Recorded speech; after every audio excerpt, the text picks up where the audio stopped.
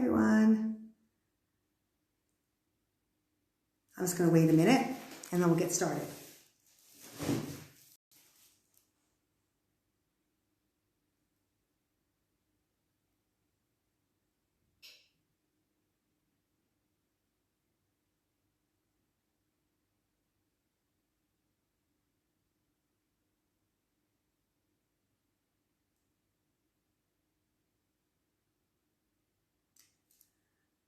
Okay, let me just see what time it is. Yeah, so it took me a minute to get connected. I had a problem with my Wi-Fi, but here I am.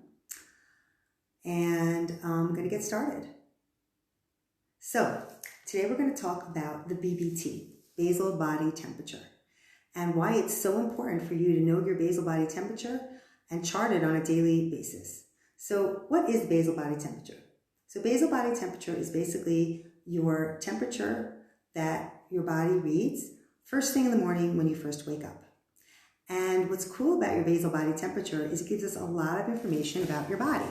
So the first thing is your basal body temperature too high or is it too low? And the second thing that it tells us a lot about your cycle. So in order to really get the most information from your basal body temperature, you need to keep track of it on a monthly basis, which basically means you need to take your temperature every day and then chart it. You can use an app on your phone. There are lots of different apps like Clue and Glow and Flow and lots of other ones. And you can decide if you want to use an app or if you want to use paper and pen and fill out a fertility chart. And if you do, I'm happy to send you one. But the basic idea is that you would take your basal body temperature every morning. And the way to do it is to get a digital thermometer. It could be a plain digital thermometer from the Coupa, or you get a special basal body temperature thermometer.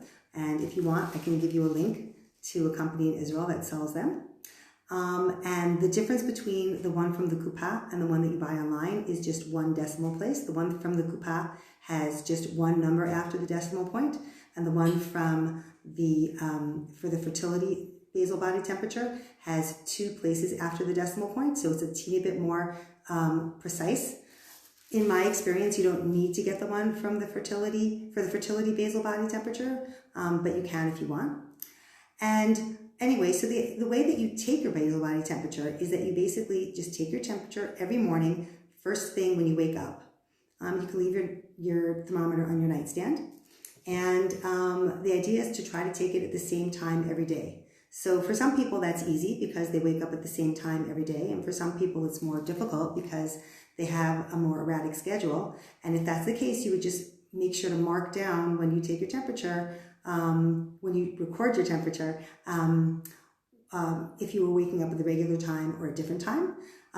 Waking up at different times affects your temperature. So if you wake up earlier than usual, you might see a lower temperature. And if you Sorry about that. And if you wake up later than usual, then your temperature might be a little higher than you're used to. That's totally fine as long as you write it down or record it in the app. Because with a basal body temperature, we're not looking for one specific temperature. We're looking for the trends over a month. And there's a lot of information that we can glean about your fertility cycle when we look at the trend over the month. So the most important thing to know about basal body temperature and when you track it over your month is that it helps us figure out when your ovulation is. The basal body temperature before ovulation is your basal body temperature. And then once you ovulate, your temperature should go up at least 0.3 or 0.4 degrees Celsius after you ovulate.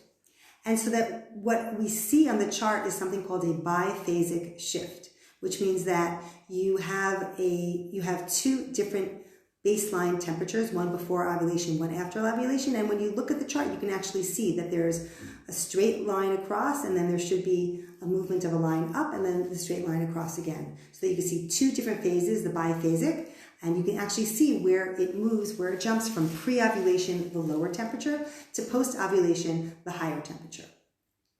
Now, once you have your chart, and you've charted and you've taken your temperature for around a month, so we can look at it and we can basically see a lot of different things.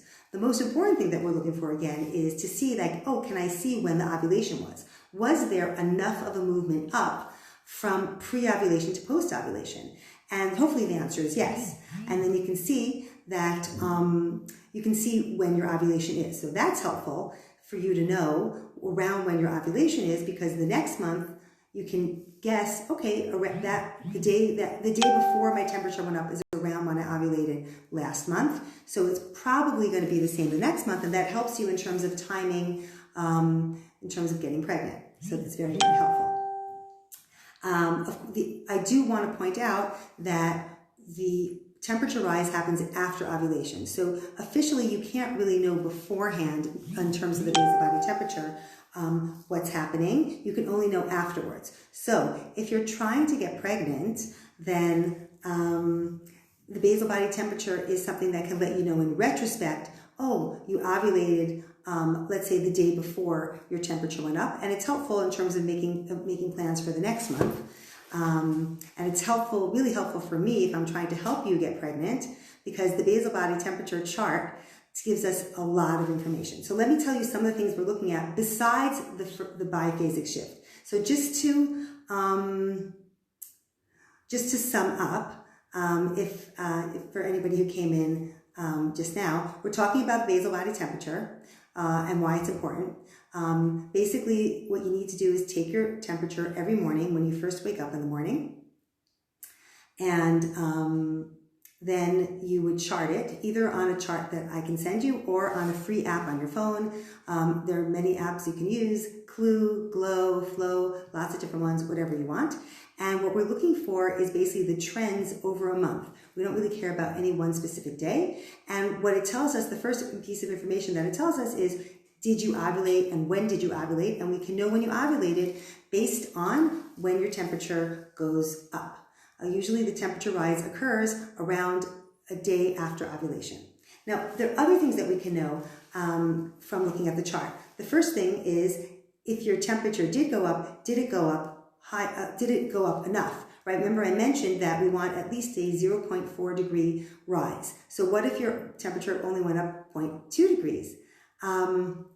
So that's something that we can think about. Yeah. Okay. So for example, if your basal body temperature is 36.3 before ovulation, and then after ovulation, we see, let's say on day 15, we suddenly see, oh, your temperature jumped to 36.7. That would be a perfect rise. That's a 0.4 centigrade rise. And that means that that was good, that you probably have enough progesterone, because the temperature rise, what I didn't mention is that the temperature rise comes from the release of progesterone that occurs after ovulation, right? During ovulation or after ovulation, the corpus luteum, which is left on the ovary, produces progesterone, and that's what makes your body temperature go up. Progesterone is a warming hormone. So do you have enough progesterone?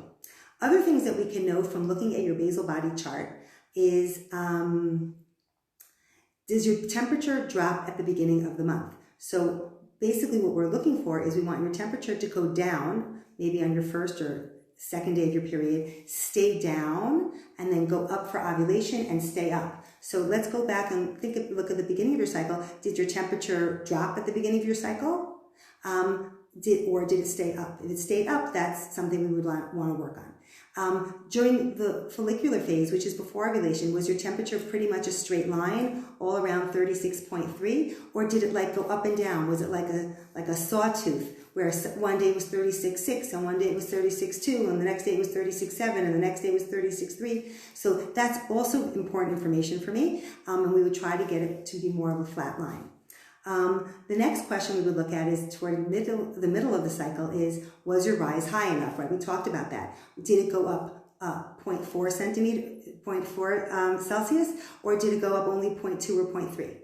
The next thing we would look at is, does it stay up for the whole luteal phase, or does it drop at all? So we want it to stay up for the whole luteal phase. If there's a drop, then that's important information and something where we need to look at in terms of, hormone balancing, like is there enough progesterone?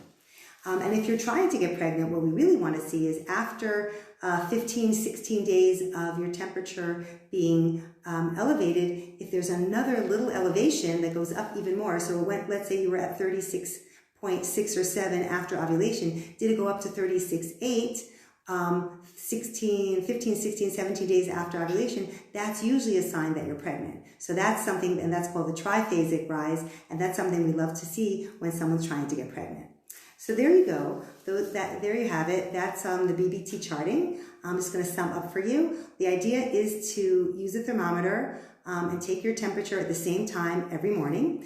And chart it. Either you can use a piece of paper, I can send you a chart, you can use an app. Make sure to write down if you deviate from the regular time of waking up, if you wake up a little bit earlier, a little bit later.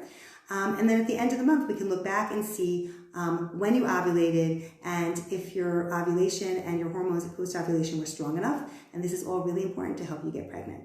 Thanks for joining me.